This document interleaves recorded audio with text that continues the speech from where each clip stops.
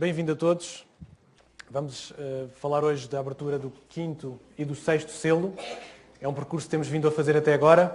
Já vamos com o 9º culto. Eles estão no YouTube, relembrando, estão no YouTube, podem procurar as sessões anteriores se quiserem. Esta terá depois, quando a publicarmos, poderão ver as sessões anteriores para não perderem o estudo que temos estado, este desafio que temos tido de estudar o livro do Apocalipse. Gostava de começar com uma primeira introdução, um primeiro preâmbulo e lançar-vos a pergunta: o que é que esta igreja tem de diferente de todas as outras para que exista? Porque é que Deus quis mais esta? E responder da seguinte forma: que a igreja adventista tem um surgimento profético, tem uma missão profética e tem uma mensagem profética. E isto faz a diferença. Deus não precisava de mais uma igreja para vir falar do amor de Jesus, para vir falar sobre as histórias de Jesus. Muitas igrejas o fazem muito bem, às vezes até melhor do que nós. Mas Deus precisava de uma igreja que viesse pregar sobre profecia. E pregasse a profecia de uma forma correta. E, portanto, adventistas não sabendo a profecia, como um médico não sabendo medicina. Ou um professor de matemática não saber fazer contas. Porque realmente o que nos distingue é a profecia. É a profecia que nos dá esta identidade. E deixem-me dizer-vos que há só uma igreja na Terra para ensinar as profecias de uma forma correta. E cada vez tenho-me apercebido mais disto. Quanto mais estudamos Apocalipse, cada vez percebemos que há tanta má interpretação do livro do Apocalipse que é preciso que haja um ponto de ordem. E se não for a igreja adventista a pôr esse ponto de ordem, mais ninguém o fará. Porquê é que Deus fez surgir esta igreja para além das 42.000? Porque esta igreja é uma igreja profética que tem uma mensagem profética, que tem que anunciar esta mensagem profética ao mundo. É isso que faz a diferença. E leio esta primeira texto que resume um bocadinho isto, que diz: quando os livros de Daniel e de Apocalipse forem bem compreendidos, terão os crentes uma experiência religiosa inteiramente diferente. Seriam dados tais vislumbres das portas do céu que o coração e a mente se impressionarão com o caráter que todos devem desenvolver, a fim de alcançar a bem-aventurança que deve ser a recompensa dos puros de coração. Quando for aberto os livros de Daniel e de Apocalipse, quando eles forem compreendidos, o crente terá uma nova experiência. E posso-vos dizer que já tenho sentido um pouco isto. Com o estudo que temos feito, tem realmente nos animado, entusiasmado e dando um norte diferente, dando uma perspectiva diferente, uma alegria diferente por ser cristão e por conhecer a mensagem que o Senhor quer transmitir. E espero que realmente isto também vos aconteça a vós e vos esteja a acontecer com o estudo do Apocalipse. Um segundo preâmbulo que gostava de dizer: muitas vezes perguntam, mas porquê é que estás a estudar verso a verso, se nunca mais vamos acabar? Já vamos na 9ª sessão, no 9º culto do Apocalipse e ainda só chegamos ao capítulo 6 do livro do Apocalipse, chegamos a 23% do livro do Apocalipse. Porquê de verso a verso? E encontrei esta resposta que me satisfez. Ele descreve assim: no estudo diário, o método de estudar versículo a versículo é muitas vezes o mais eficaz. O estudante deve pegar num versículo e concentrar o espírito tentando descobrir o pensamento que Deus ali pôs para si e então demorar-se nesse pensamento até que se torne também seu. Uma passagem estudada assim, até que o seu significado esteja claro, é de mais valor do que o manuseio de muitos capítulos sem nenhum propósito definido em vista e sem obter nenhuma instrução positiva. E por isso temos ido com baby steps, devagarinho, aos poucos, mas compreendendo aquilo que Apocalipse nos quer transmitir. É esse o desafio. É esse o desafio que temos vindo a trilhar nestas 8 sessões anteriores e vamos continuar com este desafio agora na 9ª sessão. Tentando fazer um pouco um resumo, vamos ter que começar a fazer resumos cada vez mais curtos, já não posso resumir desde o princípio, já começa a ser difícil, mas tentando fazer um resumo para enquadrar onde é que estamos esta manhã. Os primeiros 3 capítulos do Apocalipse que estudamos a mensagem de Deus às 7 igrejas, percebemos qual era essa mensagem, qual era o contexto, o que é que ela nos queria ensinar.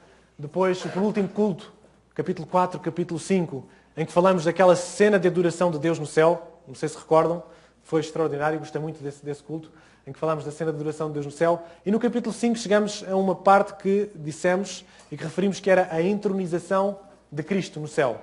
Quando Jesus subiu aos céus e quando foi recebido. Havia um livro na mão de Deus e foi feita a pergunta: quem é digno de abrir esse livro? E ninguém havia digno de abrir esse livro e João, que estava a ter esta visão no céu, começou a chorar porque ninguém era digno de abrir o livro. João chorava, ninguém podia abrir o livro. E se o livro não fosse aberto, a história da humanidade estava perdida. Aquele livro continha a história da humanidade, continha o rumo da história da humanidade e João sentiu que estava tudo perdido, que não tinha valido a pena nada, que tudo aquilo estava perdido, se não houvesse ninguém digno. mas havia um que era digno. E nós percebemos porquê. Jesus era o único digno, é o único ser digno no universo, no céu, na terra, em todo lado, é o único ser digno de abrir este livro. E Jesus recebe este livro, e Jesus começa a abrir o livro.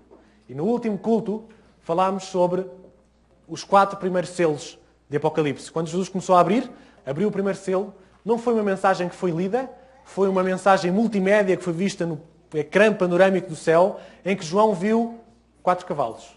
Cada selo trazia um cavalo. E este é o resumo do culto da última sessão que tivemos. Os 4 cavalos, o primeiro selo, o segundo selo, o terceiro selo, o quarto selo, de uma forma muito resumida.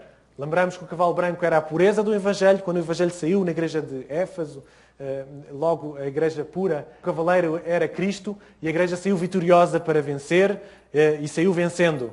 E depois surgiu o cavalo vermelho. E no cavalo vermelho começou a haver guerras entre os cristãos. Começou a haver guerras entre o cristianismo, entre os arianos, os cristãos, os judeus, e começou a manchar, temos o vermelho, a cor do sangue, começou a manchar o cristianismo. E depois passamos por uma fase de morte, o cavalo preto, em que o cristianismo começou a morrer, a passar fome, fome espiritual. E por último, o quarto cavalo, a morte espiritual. Temos pureza, temos a guerra, a seguir à guerra temos fome e a seguir à fome temos morte. É uma sequência. E terminamos então no quarto cavalo, de morte espiritual, quando a Roma papal estava a dominar o mundo cristão, e o mundo também não cristão, todo o mundo, estava a ser dominado. Terminámos aqui, no quarto selo. Os 4 selos, todos eles, os seres viventes que estavam ao redor do trono, chamavam João, vem, vem, vem, vem. Os 4 disseram a mesma coisa, vem, e mostrou-lhes a mensagem. E agora vamos até ao 5º selo. E, como habitualmente, o narrador vai-nos ler um pouco sobre o que é isto do 5º e do 6º selo. Vai-nos ler Apocalipse, capítulo 6, versículo 9 a 17. Vamos ouvir a narração acompanhada das imagens. E, havendo aberto o 5º selo, vi, debaixo do altar, as almas dos que foram mortos por amor da palavra de Deus e por amor do testemunho que deram, e clamavam com grande voz, dizendo: Até quando, ó verdadeiro e santo dominador, não julgas e vingas o nosso sangue dos que habitam sobre a terra? E foram dadas a cada um compridas vestes brancas, e foi-lhes dito que repousassem ainda um pouco de tempo, até que também se completasse o número dos seus conservos e seus irmãos que haviam de ser mortos como eles foram. E, havendo aberto o 6º selo, olhei, e eis que houve um grande tremor da terra, e o sol tornou-se negro como saco de sílico, e a lua tornou-se como sangue. E as estrelas do céu caíram sobre a terra, como quando a figueira lança de si os seus figos verdes, abalada por um vento forte. E o céu retirou-se como um livro que se enrola. Todos os montes e ilhas foram removidos dos seus lugares. E os reis da terra, e os grandes, e os ricos, e os tribunos, e os poderosos, e todo o servo, e todo o livre, se esconderam nas cavernas e nas rochas das montanhas. E diziam aos montes e aos rochedos: Caí sobre nós, e escondei-nos do rosto daquele que está assentado sobre o trono e da ira do Cordeiro, porque é vindo o grande dia da sua ira, e quem poderá subsistir? Está recordado então o texto do 5º e do 6º selo. É sobre isto que vamos falar. Temos alguns acontecimentos para falar esta manhã. Fazendo aqui a ponte do 4º para o 5º selo. No 4º selo temos a apostasia e a morte espiritual da Igreja. E depois temos também a morte física, o martírio, tantos mártires que morreram no poder da Igreja Romana.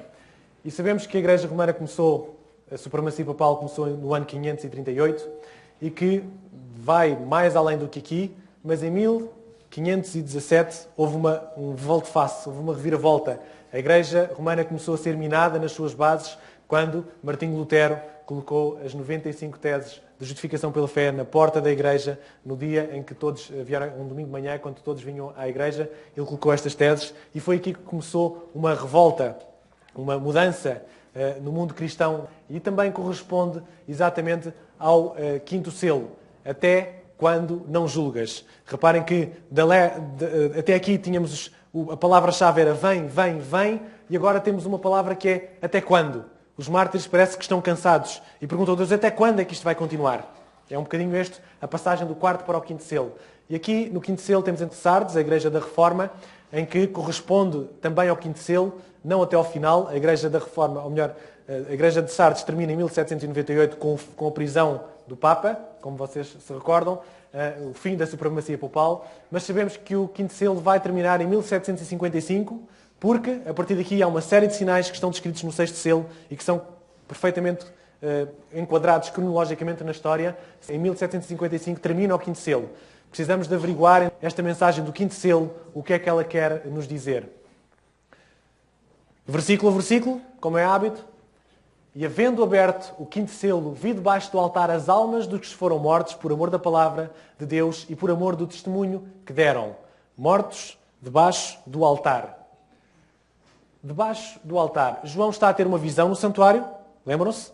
No capítulo 4, percebemos que João foi chamado por Deus a vir até ao santuário do celestial e ele aí tem uma visão. A visão em que Cristo é entronizado, em que ele recebe o livro, em que ele vê 4 cavalos e agora vê no quinto selo. E, portanto, ele vê um altar. E a pergunta é, que altar é este que João vê? É a primeira pergunta.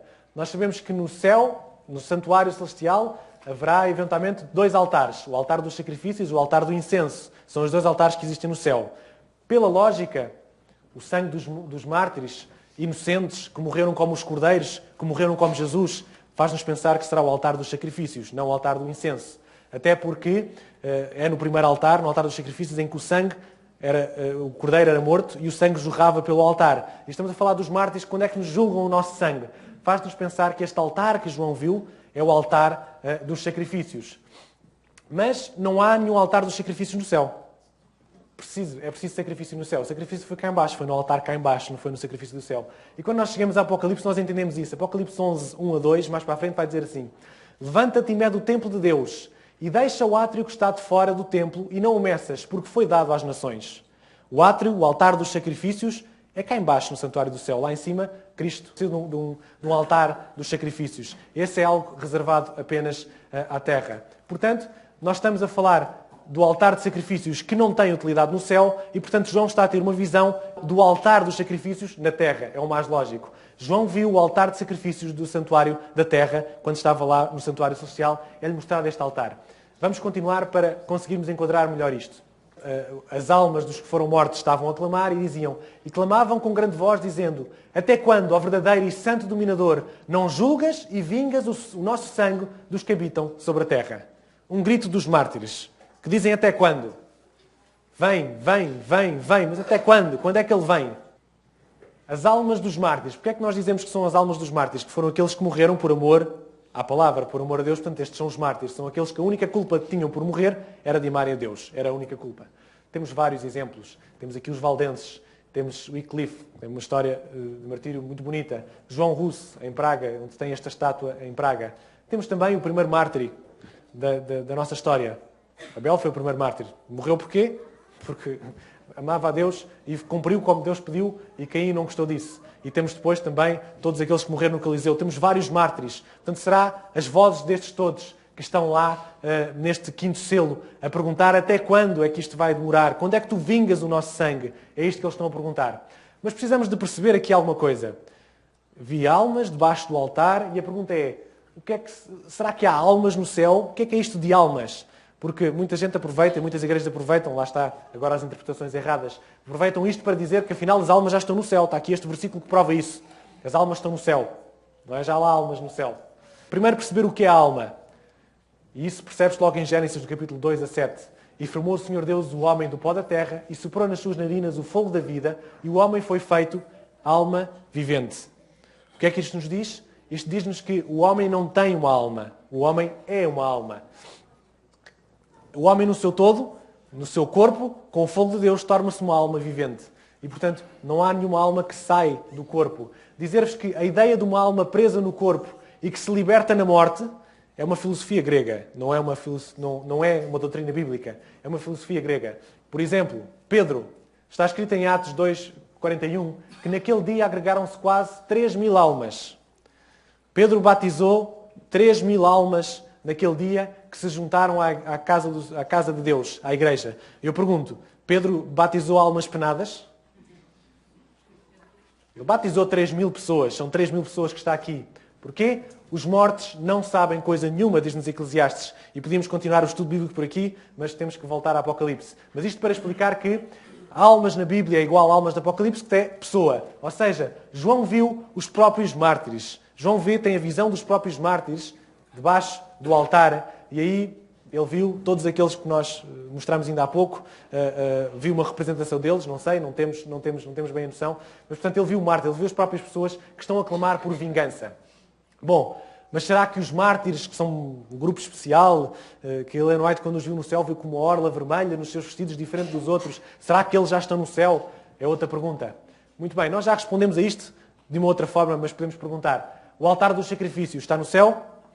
Não, está na terra. Portanto, João está a ver a terra, o santuário da terra. João teve uma visão dos mártires desta terra para compreender, para ilustrar simbolicamente a mensagem do quinto selo. Mas isto não quer dizer então que eles já estejam no céu. Os mártires não estarão no céu. E reparem numa coisa, reparem na lógica disto. Será que os mártires no céu, o céu não seria suficientemente glorioso para os mártires estarem contentes? Será que eles não estariam contentes por estar no céu? Eles não aceitaram o martírio por causa do céu? Então agora eles estão no céu e estão a pedir vingança? Acham que vingança é um sentimento do céu? Há aqui alguma coisa estranha.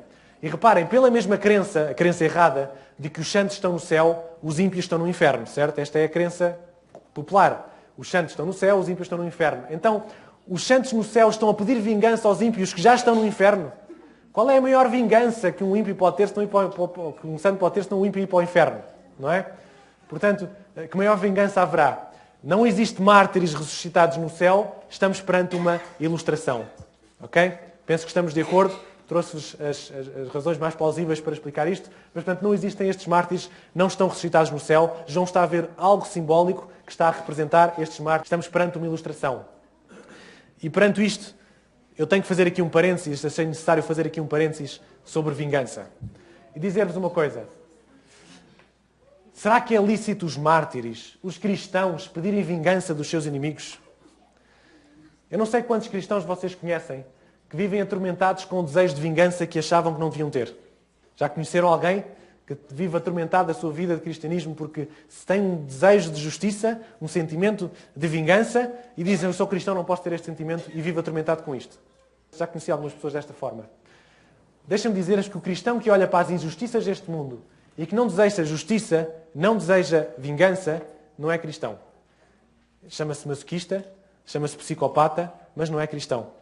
Qualquer pessoa que olha para a injustiça deste mundo tem que sentir um desejo de vingança, um desejo de justiça. É verdade ou não? Tem que ser, temos que sentir isso. Perante as injustiças, é normal que haja um desejo de justiça, que justiça seja feita. Portanto, este desejo dos mártires, eu acho que revela também um bocadinho eles de uma forma mais intensa, porque morreram exatamente por aquilo, mas a qualquer um de nós que vemos injustiças neste mundo, dizemos: até quando, Deus? Quando é que vingas? Eu creio que este desejo de vingança é lícito ao cristão. Deus, é um Deus de amor, é um Deus compassivo, é um Deus misericordioso, é um Deus que se tarda em irar, mas é também um Deus de justiça. O amor de Deus não seria amor se não houvesse justiça. O amor de Deus que permitisse tudo, que não houvesse nunca uma resolução para isto, não seria amor. Agora, desejar justiça é diferente de fazer justiça pelas próprias mãos. E aqui é que reside a diferença. Eu posso desejar a justiça. Eu posso desejar que justiça seja feita. Eu posso realmente desejar que isto se resolva. Agora, fazer pelas minhas próprias mãos é que não. E não por uma razão muito simples. O primeiro texto de Romanos diz-nos: não vos vingueis a vós mesmos, amados, mas dai lugar à ira. Porque está escrito: minha é a vingança, eu recompensarei, diz o Senhor. Ou seja, não vos vingueis, até podem dar lugar à ira, até podem ficar perturbados, sentimento injustiçado. Isso pode acontecer. Agora, vingança pelas próprias mãos, não. E por uma razão muito simples. Por esta razão. Porquê é que só Deus é que pode fazer justiça? Porque só Deus pode exercer perfeita justiça. Só Ele. Porquê? Porque Ele é o único ser omnipresente, omnisciente e eterno. Quantos tribunais nesta terra julgaram erradamente e condenaram o inocente e libertaram o que era culpado porque não conhecem tudo? Se um tribunal que está preparado para isto, para investigar, e erra, quanto mais nós, quando queremos fazer justiça pelas nossas próprias mãos, só Deus, um Deus que sabe tudo, um Deus que está em todo o lado, um Deus que é eterno, pode fazer a verdadeira justiça. E é esta que nós devemos ansiar, esta verdadeira justiça. O nosso sentimento de injustiça perante o mundo, o nosso sentimento de desejo de vingança é lícito, mas tem que ser entregue nas mãos de Deus. Ok? Mas não fiquem atormentados por sentirem. É normal sentirem. Ninguém aqui é psicopata, espero eu. Nem ninguém aqui é masoquista, espero eu. A justiça humana nunca seria perfeita, por isso nunca poderíamos ser nós a julgar. É lícito o desejo de justiça, mas não pelas nossas próprias mãos. Ok? De acordo? Podemos avançar? Versículo 11. E foram dadas a cada um compridas vestes brancas, e foi-lhes dito que repousassem ainda mais um pouco de tempo, até que também se completasse o número de seus conservos e seus irmãos que haviam de ser mortos como eles foram. Até quando? Foi respondido. Eles disseram até quando? Quando é que isto se resolve? E Jesus diz, esperem mais um pouco até se completar o número dos mártires. Sempre houve mártires e sempre haverá mártires até o final dos tempos. E por isso, para além destes, ainda falta juntar mais mártires dos nossos dias e mais mártires dos fins dos tempos. Portanto, sempre haverá mártires até aos finais dos tempos e nós sabemos que a Igreja prepara ainda mais uma investida contra aqueles que querem continuar a louvar a Deus. Deviam repousar mais um pouco. Onde é que os mártires repousam? Sepultura. Vão ter que repousar mais um pouco na sepultura. O repouso dos mártires, o repouso dos mortos é na sepultura. É-lhes dito, até quando? Esperem mais um pouco. É o que Jesus lhes responde. Esperem mais um pouco. Mas foi-lhes trazido vestes brancas, símbolo da justiça de Cristo, símbolo da absolvição no julgamento. Estas vestes brancas são a justiça de Cristo, em que tornam os mártires absolvidos na altura do julgamento. Escolheram a Deus em primeiro lugar e terão a vida eterna. E, meus queridos, se Ele não for o primeiro, seremos queimados na destruição do mundo. Não receberemos as vestes brancas. Muito bem. Vamos completar aqui o nosso esquema, a nossa linha do tempo. Chegamos ao quinto selo.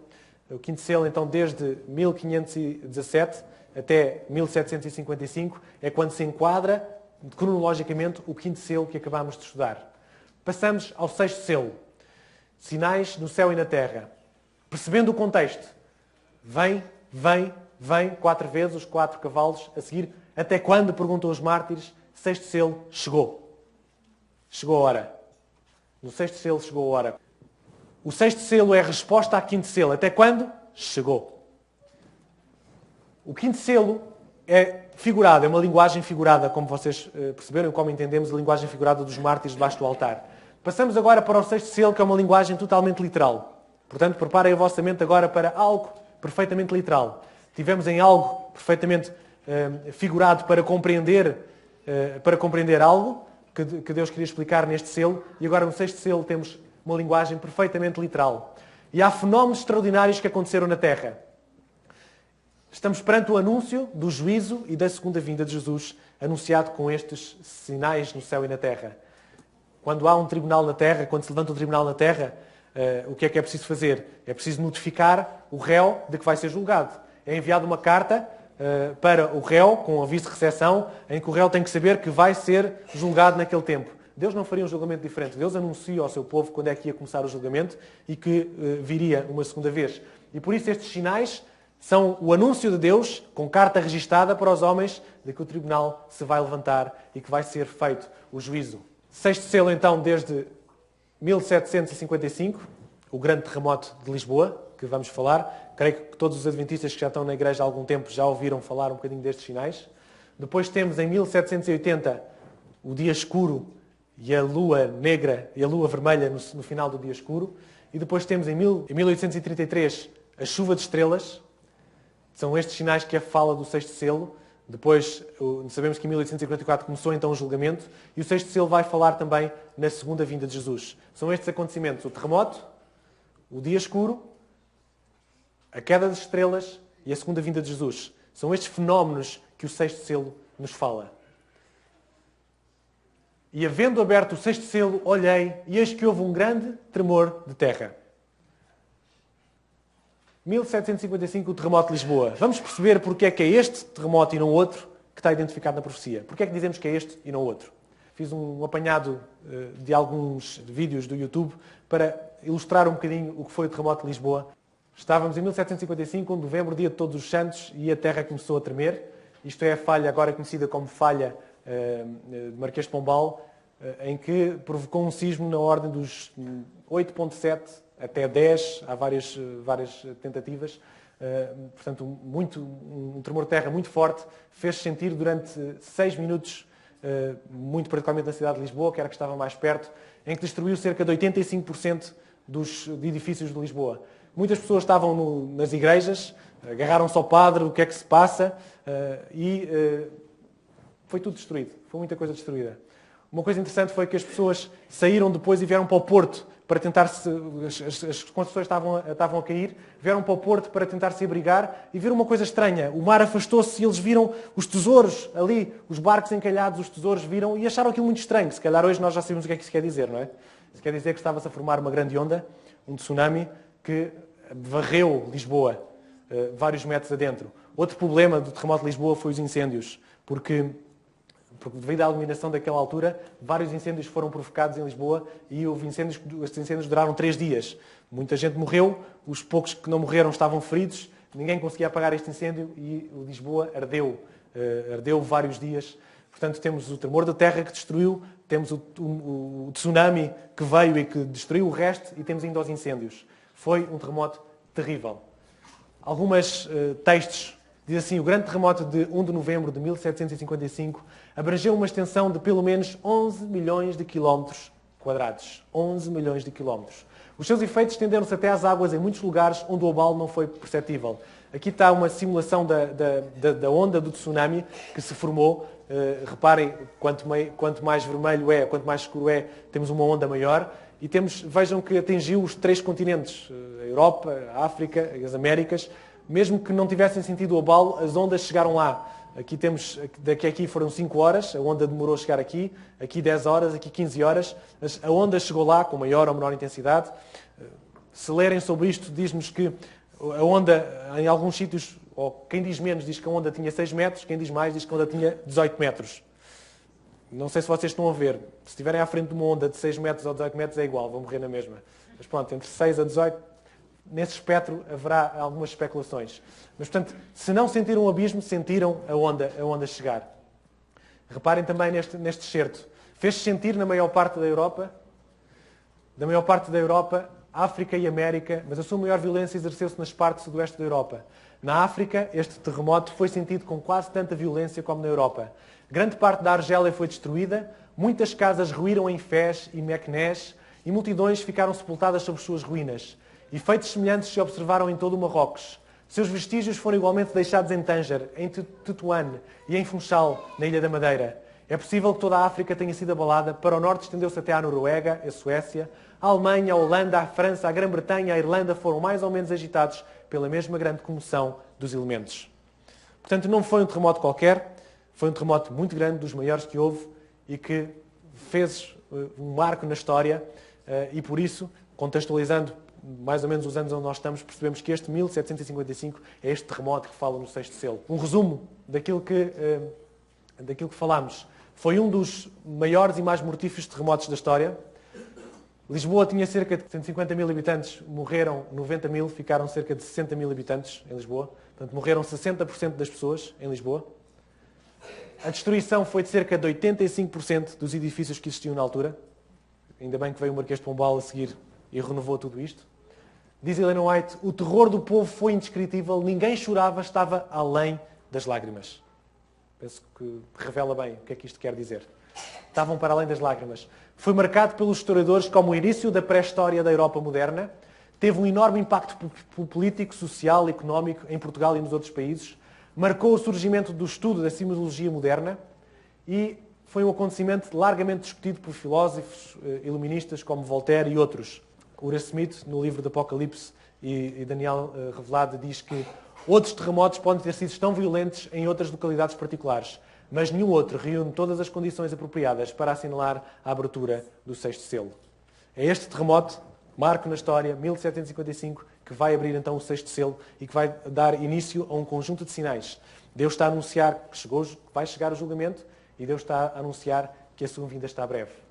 E o sol tornou-se negro como saco de silício e a lua tornou-se como sangue. Outros sinais que nós já falámos muitas vezes, o próprio Jesus falou deste sinal. Ele disse em Mateus 24, 29, e logo depois da aflição daqueles dias o sol escurecerá e a lua não dará a sua luz e as estrelas cairão do céu e as potências dos céus serão abaladas. Lembram-se quando os discípulos perguntam a Jesus: que sinais é que vai haver dos finais dos tempos? ele apresenta este sinal para os discípulos, se calhar não percebiam o que é que estavam a falar. Nós agora percebemos bem o que é que Jesus queria dizer. Estes sinais de Jesus estão descritos nos 4 evangelhos, estão descritos em Joel, estão descritos em Atos, isto é descrito várias vezes. Sabemos que quando Jesus falava da aflição daqueles dias, está a falar da supremacia papal, quando realmente a Igreja oprimiu todos os verdadeiros cristãos. Mas eu tenho aqui um problema que eu gostava de vos colocar, que tive alguma dificuldade, ou melhor, demorei algum tempo, que é, Jesus fala, no final daqueles dias da aflição, então haverá os sinais do sol e das estrelas. Mas nós sabemos que a supremacia papal vai até 1798, que é a prisão do Papa. Foi quando terminou a supremacia papal na história. Mas os sinais começam em 1780. E agora tive um problema. Então, mas Jesus disse que era depois daqueles dias da aflição. Mas então os sinais são antes. Quem é que se enganou aqui? Não deve ter sido Jesus, pois não. Somos nós que ainda não percebemos bem isto. Mas eu demorei algum tempo a perceber. Tive que andar aqui com os esquemas lá em casa, mas o que é que se passa aqui? Não é? O que é que isto quer dizer? E aqui digo, portanto, o sinal do Sol e da Lua apareceram antes de terminar os 1260 anos de supremacia papal. Jesus disse que seriam depois. O que é que se passa aqui? Felizmente nós temos uma luz menor que nos ajuda a compreender. E é por isso que a Igreja Adventista tem a explicação para as profecias que mais ninguém tem. E por isso cabe-nos a nós explicar isto. Ellen White vai explicar isto da seguinte maneira. 25 anos mais tarde, ela está-se a referir ao terremoto de Lisboa, do primeiro sinal, e depois diz, 25 anos mais tarde, apareceu o sinal seguinte mencionado na profecia. O escurecimento do Sol e da Lua. O que tornou isto mais surpreendente foi o facto de que o tempo do seu cumprimento fora definidamente indicado. Na palestra do Salvador com os seus discípulos no Monte das Oliveiras, depois de descrever o longo período de provação da Igreja, os 1260 anos de perseguição papal, relativamente às quais prometera, que seria abreviada a tribulação, mencionou Jesus que certos acontecimentos que precederiam a sua vinda e fixou o tempo em que o primeiro destes deveria ser testemunhado. Aqui ainda continuei com dúvidas. E depois diz, naqueles dias depois daquela aflição, o sol se escurecerá e a lua não dará a sua luz. Marcos 13, 24. Agora reparem, os 1260 dias ou anos terminaram em 1798. Um quarto de século antes, a perseguição já tinha cessado, quase inteiramente. Em seguida a esta perseguição, segundo as palavras de Cristo, o sol deveria escurecer-se a 19 de maio de 1780, cumpriu-se esta profecia. Ou seja, é verdade que os 1260 anos terminavam depois de 1780, terminavam em 1798. Mas porquê é que então temos este primeiro sinal em 1780, ou 18 anos antes? Exatamente porque, apesar da supremacia papal ter acabado em 1798, já antes a perseguição não havia perseguição. A Igreja Católica já não tinha o poder para perseguir. E o que Jesus diz é que depois da aflição daqueles dias, depois da perseguição que eles sofreram, terminou, então vêm os sinais. Deixa-me dizer-vos que isto aqui fez-me lembrar de uma coisa. É que Deus não faz previsões. Vocês não pensem que Deus lança os dados para o ar e diz isto vai acontecer assim mais ou menos. Isso é o que fazem os homens. Deus sabe. Deus não faz previsões, Deus sabe o que vai acontecer. A omnisciência de Deus é muito diferente do nosso conhecimento limitado. Portanto, quando eu vejo todo este quadro, quando eu vejo a forma como Deus descreve as profecias, só me pode revelar que eu estou perante um Deus que já conhece tudo. Ele sabe tudo. Como é que eu, pobre humano de consciência limitada, acho que posso ensinar a Deus? Como é que eu, pobre humano de consciência limitada, acho que posso dizer, Deus, tu dizes que é assim, mas isto é um bocadinho ao contrário. Deus, tu pedes para ser assim, mas isto está muito demodé. Eu vou fazer de outra maneira. Como é que eu, ser de conhecimento limitado, posso eu pôr em causa este Deus? Quando eu vejo estas profecias baterem certo, eu não posso pensar de outra maneira. Achamos nós que somos melhor do que Deus? Achamos nós que sabemos mais do que Ele? Achamos nós que podemos ditar as regras e não Deus? É tão estranho. O sol tornou-se negro. Na história da América está descrito, a escuridão começou mais ou menos às 10 da manhã e continuou até à meia-noite seguinte. A verdadeira causa deste notável fenómeno não é conhecida. Aconteceu Nova Inglaterra, na América. A intensidade que as trevas alcançaram foi diferente nos diversos lugares. Na maioria das localidades era tão grande que o povo não podia ler letra impressa, determinar a hora pelos relógios, nem comer ou realizar suas tarefas domésticas sem a luz de velas. O aspecto e os efeitos foram tais que davam uma perspectiva extremamente lúgubre e apagada. É outro registro que temos nas memórias da América. Temos Ellen White a descrever O temor, a ansiedade, o pavor encheu gradualmente o espírito do povo. Mulheres ficaram à porta olhando para a negra paisagem. Os homens voltaram de seus labores nos campos. O carpinteiro deixava as suas ferramentas, o ferreiro a forja, o negociante o balcão. As aulas eram suspensas. As crianças, tremendo, fugiram para casa. Os viajantes acolhiam-se à fazenda mais próxima. O que será? Inquiriram todos os lábios e corações. Dir-se-ia que um furacão estivesse prestes a precipitar-se sobre o país ou fosse o dia de consumação de todas as coisas. Este dia escuro que está perfeitamente conhecido na história do mundo. Será um eclipse solar? Podemos agora pensar, e sabem que estas coisas faz surgir toda a gente e todos os cientistas a tentar descobrir, será um eclipse solar? Reparem aqui numa coisa, para que haja um eclipse do Sol, é preciso que a Lua se coloque entre a Terra e o céu. Agora, diz-nos a Gazeta de Boston que no dia anterior tinha começado a fase da Lua cheia. A Lua cheia dá-se quando a Lua está aqui, ou seja, quando está do outro lado da Terra. Então era impossível que fosse um eclipse do Sol. Aliás, o tempo máximo do eclipse do Sol é 7 minutos e 58 segundos. Isto demorou um dia inteiro. Portanto, a astronomia nega a possibilidade de ser um eclipse do Sol. Aliás, eles fazem as continhas, é possível prever onde é que a Lua esteve, temos cálculos matemáticos e conseguimos perceber que era impossível ser um eclipse do Sol. Este negro não foi um eclipse do Sol. Há várias teorias, vocês vão à internet e encontram várias teorias. Foi um vulcão que lançou lava e fumo e ficou tudo escuro durante muito tempo, um incêndio muito grande. Digamos que tinha que ser um mega vulcão, um mega incêndio para provocar tudo isto. Não há nada registado na altura sobre isso. Ou seja, a escuridão não é explicada pela ciência. E quando nós queremos retirar Deus das causas, claro que nós podemos inventar tudo. E vocês vão encontrar várias coisas, várias tentativas de explicar isto. Mas não se explica. A ciência não explica este dia escuro. Só o consegue descrever na história que aconteceu este dia escuro, sem saber porquê. A Bíblia já nos disse que era um sinal, não era? A seguir, a Lua tornou-se vermelha como sangue na noite do dia escuro de 19 de maio de 1780. A Lua que estava cheia tinha a aparência de sangue. Teve o dia escuro e no final do dia escuro, já era de noite, seria de noite normal, e então, quando a Lua apareceu vermelha com aparência de sangue. E sempre que esta memorável noite a Lua apareceu, como sucedeu algumas vezes, tinha, segundo o testemunho desta profecia, a aparência de sangue. Este fenómeno é registado, aliás, ao contrário do outro que ninguém sabe, luas vermelhas, se calhar aqui alguém já viu. Uma lua mais avermelhada, não sei se seria a mesma coisa, mas seria uma lua, luas mais avermelhadas, vocês já viram? Ou não? Nunca viram? Eu já vi. Isto acontece quando há um eclipse aqui da Terra, ou seja, quando a Lua está completamente tapada pela penumbra da Terra, a luz do Sol, okay, não chega à Lua, e há uma reflexão das luzes da Terra. E, portanto, a Lua fica vermelha, fica mais avermelhada. Fica bem cheia, bem perto da Terra, como nós já viram alguma vez, e tem então esta Lua mais vermelha. Ou seja, há uma explicação científica, mas essa explicação científica também não tira credibilidade à Bíblia. Não é por eu saber o que é uma Lua vermelha que vou tirar a credibilidade à Bíblia por isso, certo? O que a Bíblia me diz é que ia acontecer uma Lua vermelha naquela altura. E temos ainda mais um sinal. E as estrelas do céu caíram sobre a terra como quando a figueira lança de si os seus figos verdes, abalada por um vento forte. Vamos ler mais algumas descrições. 13 de novembro de 1833. Portanto, começamos a chegar perto da altura do juízo de 1844. Ao grito, olho para a janela, acordei com um profundo sono e com espanto e vi no oriente iluminado a aurora e meteoros. Chamei a minha mulher para presenciar o facto. Ela, enquanto se vestia, exclamava, veja como as estrelas caem. Respondi, é maravilhoso. E sentimos nos nossos corações que se tratava de um sinal dos últimos dias, porque verdadeiramente as estrelas cairão sobre a terra como uma figueira lança de si os seus figos, abalada por um vento forte. Apocalipse 6:13. Eis aqui a exatidão do profeta. Os meteoros cadentes não procediam de várias árvores sacudidas, mas de uma só. As que apareciam do Oriente caíam para o Oriente. As que apareciam do Norte caíam para o Norte. As que apareciam ao Ocidente caíam para o Ocidente. Eram arrojadas como os figos verdes. O que é interessante também é a forma como Jesus descreveu, que seria uma árvore, como se uma árvore soltasse. É assim que ele descreve, com a mesma exatidão. Porquê? Jesus sabe, Jesus não inventa. À primeira vista, era de um fogo de artifício de mais imponente grandeza, que cobria toda a abóbada celeste com miríades de bolas de fogo semelhantes a foguetes voadores.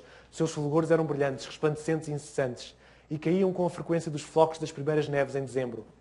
E uma última descrição sobre este fenómeno diz assim, a chuva de meteoros cobriu quase todo o território norte-americano, tendo-se apresentado com um esplendor quase igual desde as posições britânicas ao norte das Antilhas e México do Sul. e ao grau 61 de longitude a leste da costa americana até o Oceano Pacífico a oeste. Através desta imensa região, a duração foi mais ou menos a mesma. Os meteoros começaram a chamar a atenção por sua frequência e brilho inusitados desde as 9 às 12 da noite. A sua aparência foram mais surpreendentes das 2 às 5 e chegaram ao máximo em muitos lugares por volta das 4 e continuaram até que a luz do dia as tornou invisíveis. Portanto, foi uma festa de fogo de artifício durante toda a noite. Sabemos que não são estrelas, são meteoritos, não é?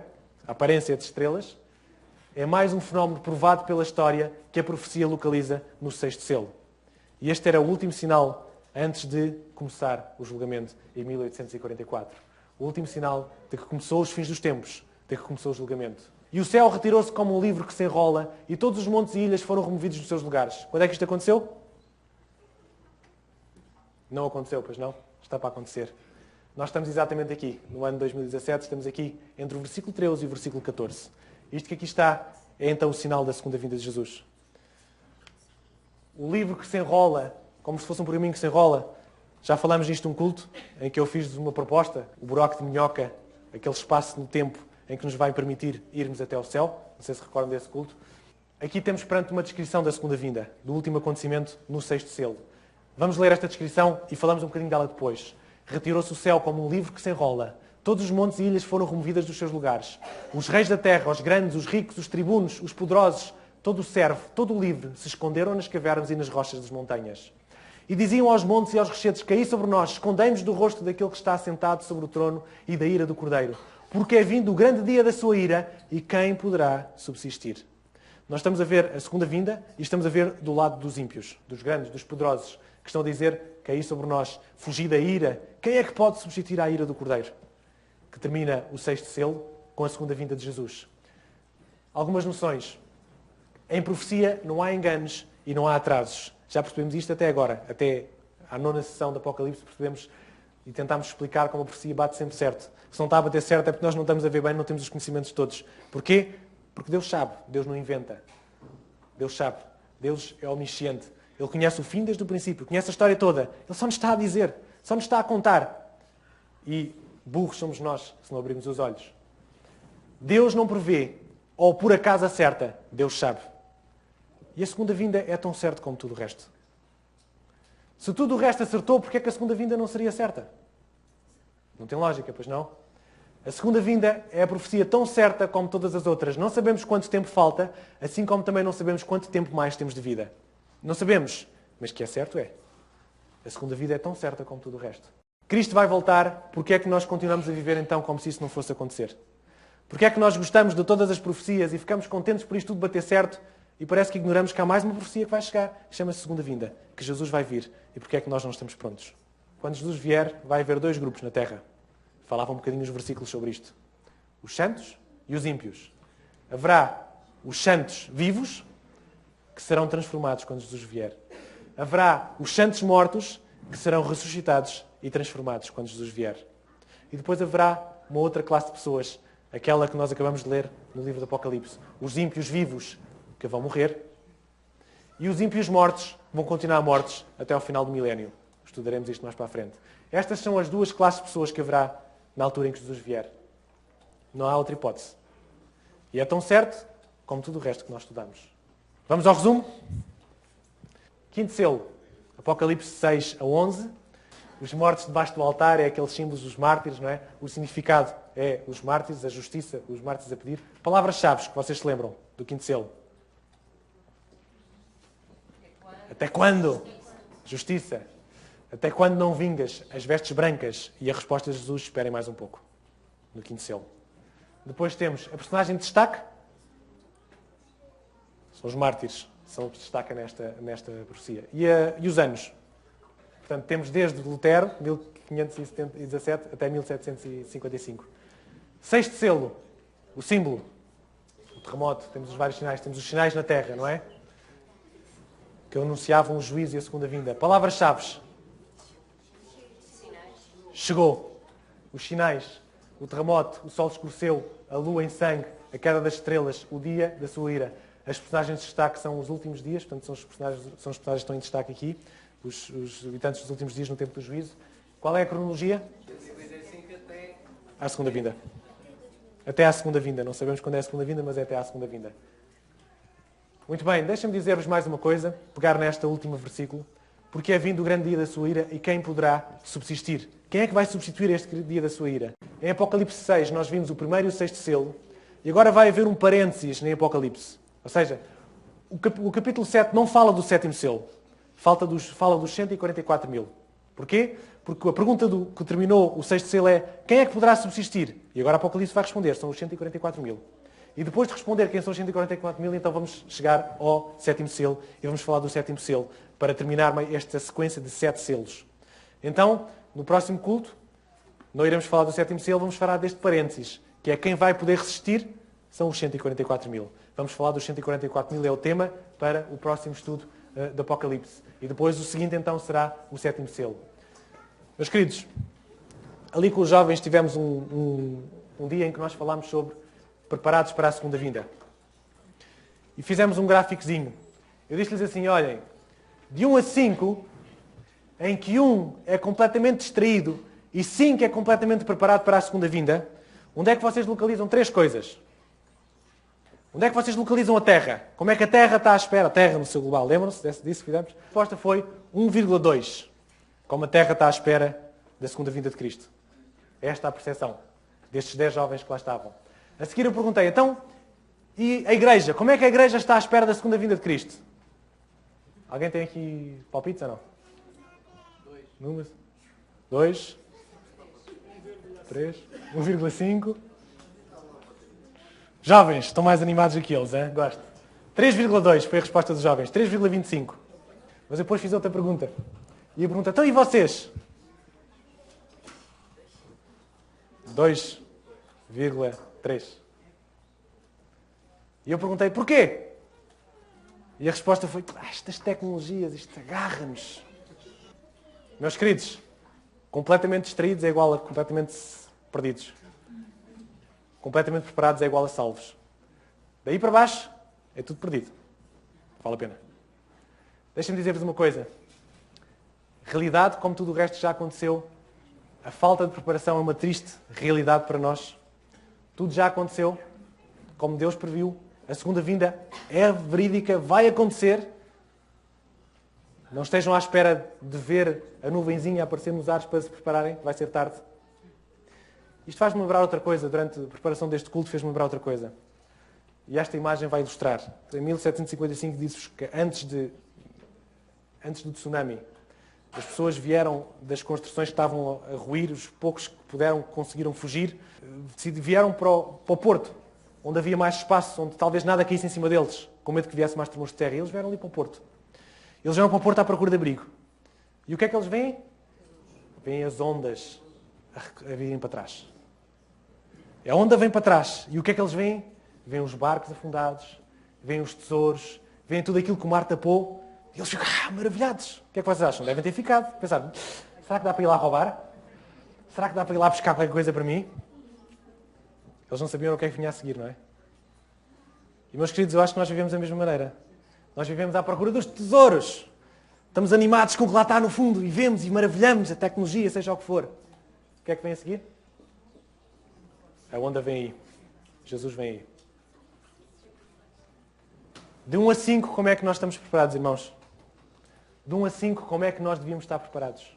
Se não for 5, o que é que estás à espera? O que é que te falta, meu irmão, para estares pronto para a vinda de Jesus? Já estudamos 25, com o capítulo 9, ou com a sessão 9, chegamos a 27, somamos 2% no nosso estudo do Apocalipse, no tal dia do Apocalipse.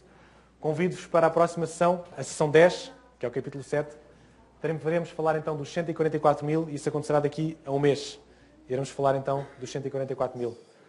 Meus queridos, se hoje ouvis a sua voz, não endureçais o vosso coração. Hoje é o dia da preparação. Bom sábado para todos.